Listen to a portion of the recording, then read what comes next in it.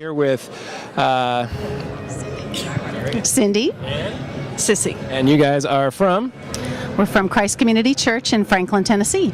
and you guys just fairly recently launched the city, right? And you guys have kind of a unique story to tell about your launch and about how things are going in your church and how the city and the company have impacted your church, right? So why don't you guys tell us a little bit about that?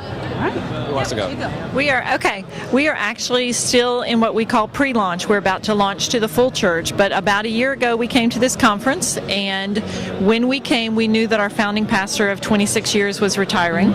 We believed that moving to the city was what would help our church move through the transition that we were experiencing, and we knew was coming. And so over the past year, since we came to the convention, we did kind of a rolling soft launch. We brought all our groups on.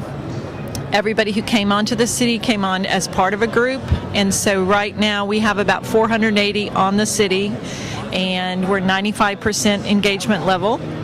And next week we will be inviting the rest of our members out to the city. What we really felt is that it would strengthen our core. What Christ Community didn't have changing was that Jesus was working amongst its people. And the city gave us an opportunity to really tell that story in a way that we'd never been able to before. And our church, though, is a lot about small groups. We're all about groups. We have hundreds of groups. So we were real excited because we're already a group-based church. And being that the city is a group-based tool, we really see that's going to have great application for us. Perfect. So I know you guys have a little bit of experience on the city. You haven't quite done the full launch yet. Do you have any success stories, just a little bit of time you guys have been on? Yeah, we do. One of the things I love, though, is certainly topics and needs. I think needs is going to be a great, asset to being able to get those, out there. But one of my success stories is I just did a soft launch with my own leaders, my women's small group leaders. And so we had one leader whose dad was in the hospital, and so she was requesting prayer. And so immediately she got 9 responses, and she was so excited that in the hospital, she was getting real-time responses of people praying for her. That's one of, I know, many more, great, examples we're going to end up having. But we're excited to see that. So that was a real live, something that touched one of my leaders right away. One of the things that was really amazing when we started the city, when we launched, the very first thing that happened was the prayer ministry of the church took off. We used to have someone that would send out an email every once in a while with prayers of people that they knew in the church and would collect those, and was an unofficial prayer ministry for Northwest Bible Church. But as soon as we started the city, prayers just were hitting. And we opened up the church level group to everyone for prayers and needs. And there's been if not daily, every other day for sure, prayer requests and needs going up, and instantly people are addressing those prayers. So it's been an amazing just act of God. I want to also comment that we had David Dietrich help us through the launch, and it's amazing to just know the support that you guys give.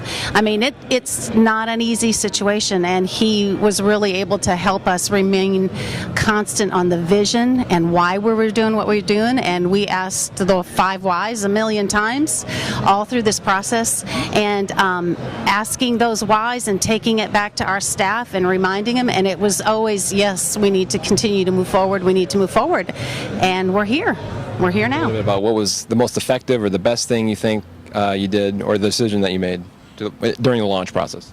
Probably the smartest decision we made was to involve our small groups pastor, because when a salesperson from the city came out and demoed it for us, he was drooling. He was literally drooling, no joke.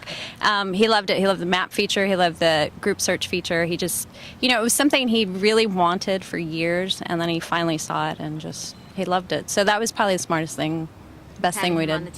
So we've been hanging out today talking about the city API and different things that people are building on it, and Simon and his team out in St. Louis have done some really cool stuff. And so I just wanted to ask little bit about some of the stuff you've built. So tell us about your community group map and kind of how you did that and what it does for the church. Yeah, we really wanted new people to be able to join community groups quickly. That's part of the life of our church. It's really a significant part of how we feel like people get into the body of Christ.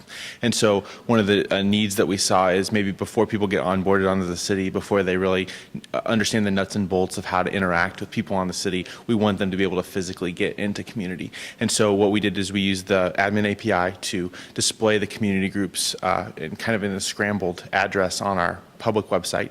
And then our Welcome Center can use that on Sundays, and people can use that on our public website to immediately request to a leader to join a specific community group. You know, what stood out most to you today at boot camp? What gets you excited most about the city?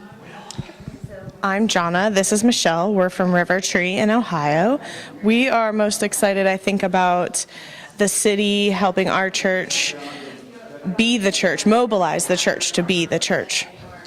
Yeah, we really just want to get out of the way. We know that there are a lot of people in our church that do ministry every day, and we want to get out of the way and give them the resources so that they can really reach their friends and neighbors. So, being that you've gotten younger in your demographics, where do you think you're going next? What are the next steps for you guys? Well, one of the things that was interesting to me and what we learned today in the city boot camp was the fact that people need the opportunity to do ministry and build relationships on Mondays through Saturdays. You know, you come to church and you're together in a room for about an hour with worship, and if you're not connected to a small group, that's all that you're seeing people. It also gives ministers the opportunity to kind of step back and say, the church can be the church. You know, I don't have to necessarily come to a minister if I have a need when I've maybe built a relationship with somebody on the city that's my same age, going through the same thing. I can reach out to them and the need can be met. And sometimes even the pastor may not even know about it until they hear the testimony of how awesome it was. Any aha moments for either you or somebody on staff when you realized what the city was, or maybe the potential the city had, some hopes that arised?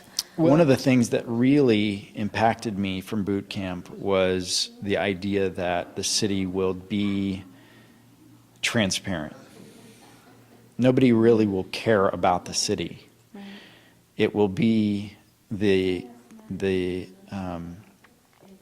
prayers and the needs and the small group communications and the connections that people are making that we hope will be the main reason it's there. So this is totally worth it, right, the city? Yes, it is. Absolutely. Totally worth it. What kind of blessings have you seen from city usage? What was, if you were to pick out one thing that was like, that's awesome, that you've seen in ministry-wise, what would that be?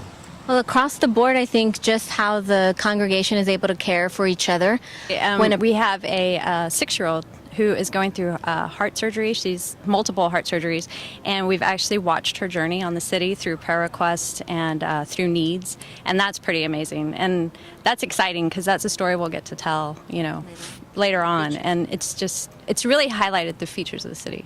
Yeah. That's awesome. Thanks. I'm a developer in the city, and so I don't always get to hear those stories. And those are the ones that just make me almost cry. So I really appreciate it. Thank you for spending some time with us, and we look forward to seeing you in future conferences and continuing to work with you guys in the future. So